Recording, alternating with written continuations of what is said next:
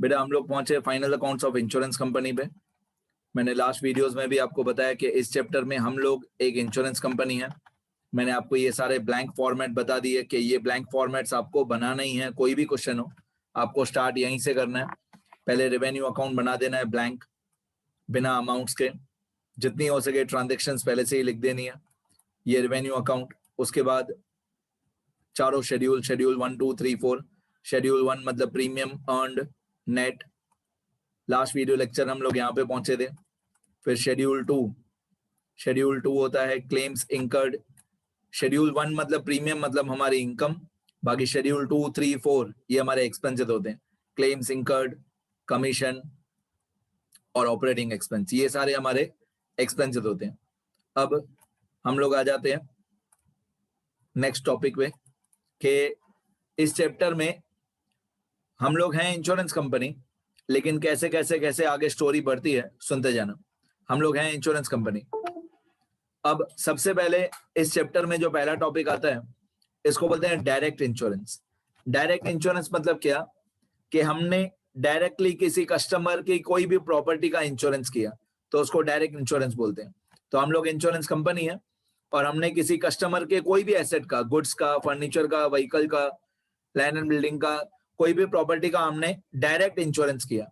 तो यहाँ पे मैंने लिख के रखा है when we do insurance coverage directly of any of our customer and we take premium from the customer and we pay claim to the customer। तो इस क्वेश्चन में प्रीमियम, डायरेक्ट बिजनेस में प्रीमियम हमारी इनकम हो गई क्योंकि हम customer से प्रीमियम लेंगे। क्लेम हमारा एक्सपेंस हो गया क्योंकि हम कस्टमर को क्लेम पे करेंगे। तो प्रीमियम हमारी इनकम हो गई और क्लेम हमारा एक्सपेंस हो गया। अब इसके बाद जो टॉपिक्स हैं ये थोड़े बहुत कंफ्यूजिंग है, बहुत higher level, advance level transactions है। इसके बाद आता है reinsurance accepted. Reinsurance accepted मतलब क्या कि मान लो हमारी एक इंश्योरेंस कंपनी है, मान लो हमारी एक इंश्योरेंस कंपनी है A insurance company. A insurance company ये हमारी इंश्योरेंस कंपनी है, A insurance company, this is we, हम। और एक दूसरी इंश्योरेंस कंपनी है ऑपोजिट इंश्योरेंस कंपनी, उसका नाम है B insurance company. Opposite side पे इंश्योरेंस कंपनी है, उसका नाम है B insurance company, B insurance company. तो कभी कभी ऐसा हो सकता है कि जो बी इंश्योरेंस कंपनी है उन लोगों को अपना रिस्क डिस्ट्रीब्यूट करना है, डाइवर्ट करना है। तो ऐसा हो सकता है कि बी कंपनी ने कोई बहुत बड़ा एसेट का इंश्योरेंस कर दिया हो, लेकिन बाद में उन लोगों को अपना रिस्क जो है वो डिस्ट्रीब्यूट करना हो। तो बी इंश्योरेंस कंपनी हमारी इंश्योरेंस कंपनी के पास आएगी, ए इंश्योरेंस कंपनी के पास आएगी और बोलेगी कि देखो कोई एक बहुत बड़ा एसेट है जिनका इंश्योरेंस कवरेज बी कंपनी ने किया है, लेकिन बी कंपनी को अपना रिस्क डिस्ट्रीब्यूट करना है। तो बी कंपनी क्या बोलेगी कि देखो बी कंपनी को जितना भी प्रीमियम मिला है उसमें से थोड़ा हिस्सा प्रीमियम का हमको दे देगी बी कंपनी। हम मतलब कौन? ए कंपनी। मान लो एक एसेट है 1 करोड़ रुपए का, 1 करोड़ रुपए का एक एसेट है जिसका इंश्योरेंस बी कंपनी ने किया, ठीक है। उसके सामने बी कंपनी को प्रीमियम मिला मान लो 50,000 रुपीज का, 50,000 रुपीज का प्रीमियम बी कंपनी को मिला। तो बी कंपनी वाले क्या करेंगे, इस 50,000 में से, इस 50,000 रुपीज के प्रीमियम में से मान लो आधा प्रीमियम हमको दे देंगे, या यू कैन से 40% प्रीमियम हमको दे देंगे। तो 50,000 का 40% होता है 20,000। तो 20,000 प्रीमियम बी कंपनी वाले हमको पे कर देंगे, ठीक है। ये 20,000 प्रीमियम हमारे लिए इनकम होगा क्योंकि ये प्रीमियम हमको दूसरी इंश्योरेंस कंपनी से मिला। लेकिन अगर ये 1 करोड़ रुपए के एसेट का कुछ भी फायर या थेफ्ट या एक्सीडेंट या कुछ भी डैमेज हो गया तो हम लोगों को क्लेम पे करना पड़ेगा।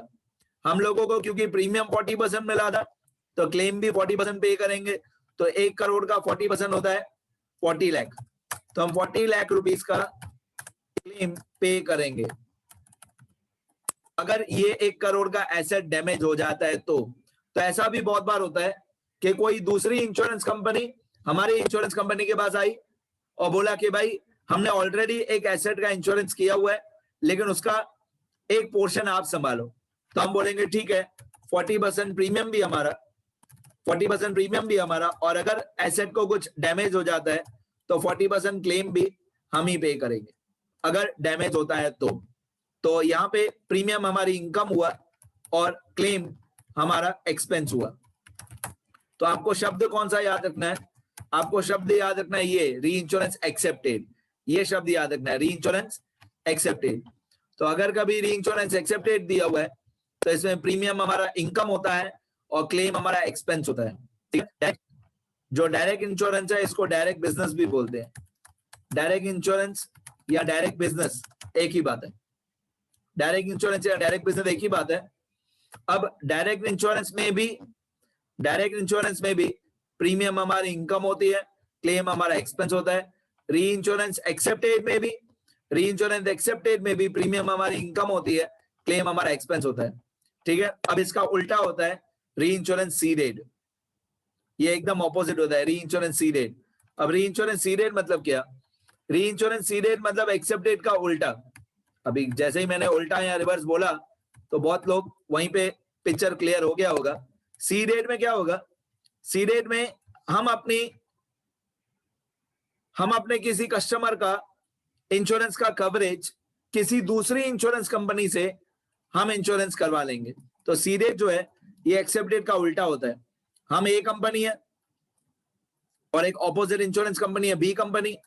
अब हमने 1 करोड़ रुपए के एक एसेट का इंश्योरेंस किया और उसमें से 40% प्रीमियम भी और क्लेम भी हमने बी कंपनी को बोला 40% आप संभालना, बाकी का 60% हम संभालेंगे। तो अब ये एक्सेप्टेड का उल्टा हो गया सीडेड। री इंश्योरेंस एक्सेप्टेड का उल्टा होता है री insurance seeded. Other insurance company does the insurance coverage of our insurance company and we pay premium to that insurance company and we receive claim from that insurance company। तो री insurance seeded में सब उल्टा हो जाएगा। री insurance seeded में premium जो है ये हमारा एक्सपेंस हो जाएगा। री इंश्योरेंस सीडेड में प्रीमियम हम लोग पे करेंगे, प्रीमियम हमारा एक्सपेंस हो जाएगा और क्लेम हमारा इनकम हो जाएगा री इंश्योरेंस सीडेड में। तो टोटल 1 करोड़ रुपए का एसेट था, उसका प्रीमियम हमको हमारे किसी कस्टमर से 50,000 रुपीज प्रीमियम मिला पर एनम। हमको लग रहा था 1 करोड़ रुपए बहुत ज्यादा है, तो हमने इसी एसेट का एक पोर्शन 40% पोर्शन दूसरी बी कंपनी को इंश्योरेंस हमने करवा दिया। तो हमने जो प्रीमियम हमको मिला था 50,000 उसका 40% प्रीमियम हमने पे कर दिया। 40% प्रीमियम हमने पे कर दिया तो प्रीमियम हो जाएगा हमारा एक्सपेंस, मतलब 20,000 रुपए हमारा एक्सपेंस हो जाएगा। फिर अगर ये एसेट डैमेज हो जाता है तो 40 लाख रुपीस का इंश्योरेंस का क्लेम बी कंपनी हमको पे करेगी। तो ये 40% हमारे लिए इनकम हो जाएगा। ऑब्वियसली ये इनकम तो हो जाएगा और बाद में हम अपने कस्टमर को ही ये 40 लाख रुपीस दे देंगे, बट वो सारी बात की बात है। अब री इंश्योरेंस सीडेड में प्रीमियम हम लोग पे करते हैं और क्लेम हमको मिलता है, राइट। तो ये थोड़ी बहुत बातें हैं जो आपको समझनी है।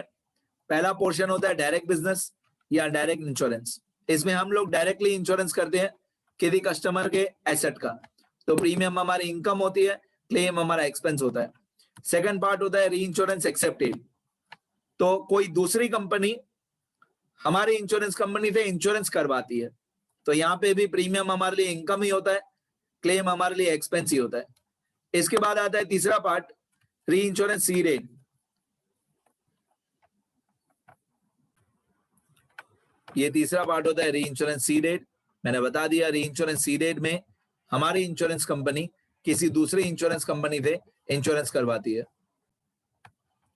तो यहाँ पे प्रीमियम हमको पे करना पड़ेगा, प्रीमियम हमारा एक्सपेंस हो जाएगा और क्लेम हमारी इनकम हो जाएगी। अब इस चैप्टर में मैंने फॉर्मेट्स भी बताए आपको, उसके हिसाब से भी सबसे इंपॉर्टेंट होता है शेड्यूल नंबर 1, 2, 3, 4। ये शेड्यूल नंबर 1 और 2 के बारे में बताया हुआ है। जो ऊपर सब मैंने समझाया वही एक समरी फॉर्म में लिखा हुआ है। प्रीमियम डायरेक्ट इंश्योरेंस या डायरेक्ट बिजनेस में प्रीमियम हमारी इनकम होती है। री इंश्योरेंस एक्सेप्टेड में प्रीमियम हमारी इनकम होती है। री इंश्योरेंस सीडेड में प्रीमियम हमारा एक्सपेंस होता है, ठीक है, इनकम इनकम एक्सपेंस। तो ये प्रीमियम कोई भी हो, डायरेक्ट इंश्योरेंस वाला हो या री इंश्योरेंस एक्सेप्टेड वाला हो या री इंश्योरेंस सीडेड वाला हो, कोई भी प्रीमियम हो आता वो शेड्यूल 1 में ही है, कोई भी प्रीमियम हो आता वो शेड्यूल 1 में ही है। तो ये इनकम वाला शेड्यूल 1 में ऐड, ये भी इनकम होता है शेड्यूल 1 में ऐड, ये एक्सपेंस होता है तो शेड्यूल 1 में लेस, ठीक है। पहले से ही ट्रिक बता देता हूं, ये पूरा टेबल समझाने से पहले से ही एक ट्रिक बता देता हूं। पहले दोनों कॉलम में आप देखो ऐड ऐड ऐड, फिर री इंश्योरेंस एक्सेप्टेड देखो ऐड ऐड ऐड। तो डायरेक्ट बिजनेस में सीधा इफेक्ट ऐड ऐड ऐड, री इंश्योरेंस एक्सेप्टेड में भी सीधा effect add add add, seeded में री इंश्योरेंस सीडेड में उल्टा इफेक्ट, मतलब लेस लेस लेस। तो ये मैंने पहले से ही ट्रिक बता दी समझाने से पहले। अब प्रीमियम कोई भी हो आएगा शेड्यूल 1 में, शेड्यूल 1 शेड्यूल 1 शेड्यूल 1। क्लेम कोई भी हो आएगा शेड्यूल 2 में, शेड्यूल 2 शेड्यूल 2 शेड्यूल 2। और कमीशन कोई भी हो आएगा शेड्यूल 3 में, शेड्यूल 3 शेड्यूल 3 शेड्यूल 3। तो मैंने ऐसे याद किया, प्रीमियम कोई भी हो शेड्यूल 1, क्लेम कोई भी हो शेड्यूल 2, कमीशन कोई भी हो शेड्यूल 3, और सीडेड वाला सब जगह पे माइनस। मैंने ऐसे याद किया, सीडेड वाला सब जगह पे माइनस माइनस माइनस, ठीक है। और कौन सा इनकम होता है कौन सा एक्सपेंस होता है वो तो मैंने आपको ऊपर बता दिया, फिर से एक बार शॉर्ट में बता दूं। प्रीमियम डायरेक्ट बिजनेस का इनकम होता है, री इंश्योरेंस एक्सेप्टेड वाला प्रीमियम इनकम होता है, री इंश्योरेंस सीडेड वाला प्रीमियम एक्सपेंस होता है। फिर claim, claim on direct business expense होता है, क्लेम ऑन री इंश्योरेंस एक्सेप्टेड एक्सपेंस होता है, क्लेम ऑन री इंश्योरेंस सीडेड इनकम होता है। कमीशन मैंने ऊपर बताया नहीं बट यहां पे बता देता हूं, कमीशन डायरेक्ट बिजनेस में कमीशन एक्सपेंस होता है, री इंश्योरेंस एक्सेप्टेड में कमीशन एक्सपेंस होता है, और री इंश्योरेंस सीडेड में कमीशन हमारी इनकम होती है। तो मैंने तो सिर्फ ऐसे याद किया है कि सीडेड वाला कोई भी हो सब जगह पे माइनस, जो भी सीडेड वाला हो उसका सब जगह पे उल्टा effect minus, less less less. और डायरेक्ट बिजनेस वाले सारे ऐड और री इंश्योरेंस एक्सेप्टेड वाले सारे ऐड। अब ये आपको बहुत काम आएगा ये टेबल।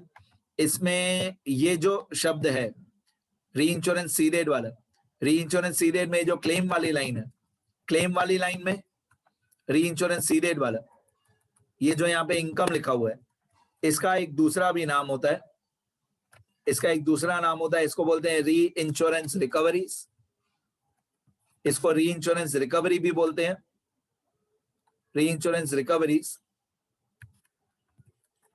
या इसको क्लेम ऑन री इंश्योरेंस सीडेड भी बोलते हैं, क्लेम्स ऑन री इंश्योरेंस सीडेड भी बोलते हैं, ठीक है। ये इनकम जो लिखा हुआ है वही री इंश्योरेंस रिकवरी होता है, वही क्लेम ऑन री इंश्योरेंस सीडेड होता है। देखो यहाँ पे क्लेम लिखा हुआ है, ये क्लेम, और यहाँ पे सीडेड लिखा हुआ है। तो यहाँ पे जो नाम आता है इसको, इस इनकम को बोलते हैं क्लेम ऑन री इंश्योरेंस सीडेड, या इसको री इंश्योरेंस रिकवरी भी बोलते हैं। ये शेड्यूल 2 में माइनस होता है, यहाँ पे लिखा है शेड्यूल 2 और लेस लिखा हुआ है, ठीक है।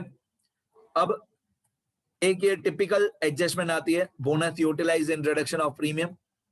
मैं फिलहाल इसके इफेक्ट्स बता देता हूं, फिर मैं धीरे धीरे इसकी मीनिंग भी बताऊंगा। Bonus utilise in reduction of premium, अगर ये ट्रायल बैलेंस में दिया हुआ तो सिर्फ फर्स्ट वाला इफेक्ट होगा, add in schedule 1 that is premium earned. अगर bonus utilise in reduction of premium trial balance में दिया हुआ है तो सिर्फ पहला वाला इफेक्ट होगा, शेड्यूल 1 में ऐड। और अगर bonus utilise in reduction of premium adjustment में दिया हुआ है तो दो इफेक्ट होंगे, पहला इफेक्ट भी होगा शेड्यूल 1 में ऐड, और दूसरा इफेक्ट भी होगा deduct from respective revenue account. ये मैं जब प्रैक्टिकल क्वेश्चन सॉल्व करके बताऊंगा तो अमाउंट के साथ ज्यादा मजा आएगा। इफ द above transaction, मतलब bonus utilized in reduction of premium, if the above transaction is given in trial balance, then only first effect will be done, and if the above transaction is given, if the above transaction is given in adjustments, if the above transaction is given in adjustments, then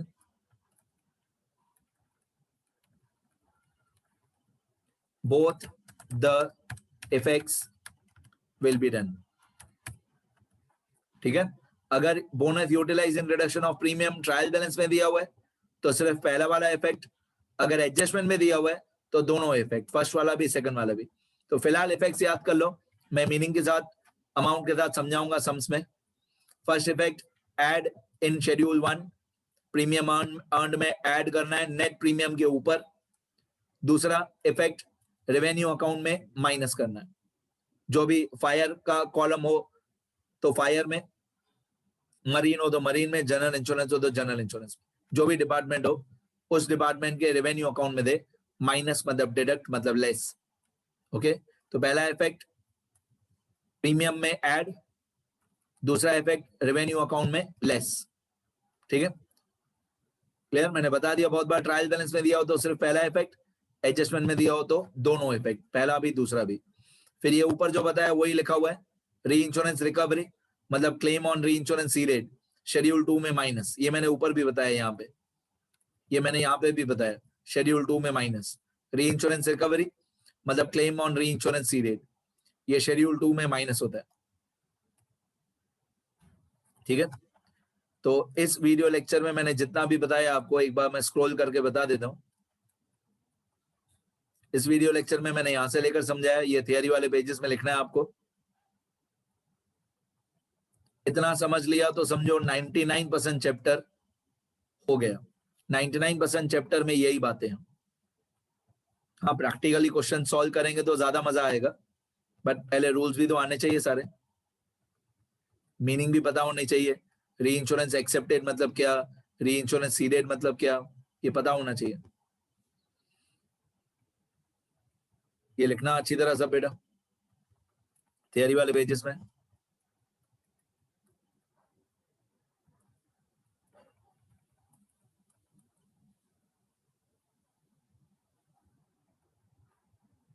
ठीक है, इतना लिखो सब लोग।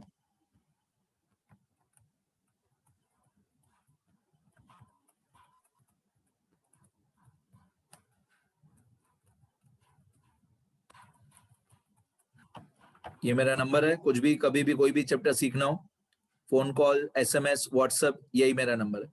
ठीक है, WhatsApp करो तो बेटर है जब भी जो भी सीखना हो। लिखो बेटा, अच्छी तरह लिखो सारा।